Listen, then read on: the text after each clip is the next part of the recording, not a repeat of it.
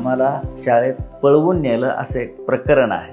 Sir, मला तुम्ही एक मागे किस्सा सांगितला होता, ज्यावेळेस तुम्हाला शाळेत नेतात, म्हणजे तुम्हाला धरून शाळेत नेलं जातं, तर तो एक किस्सा काय, त्याबद्दल थोडं सांगा. हा माझ्या प्रोक्षोभ्या आत्मकथनात्मक कादंबरीमध्ये आम्हाला शाळेत पळवून नेलं असे एक प्रकरण आहे. आणि या प्रकरणामध्ये अशी मांडणी केलेली आहे की आम्हाला शिक्षक लोक पळवून घेऊन जातात.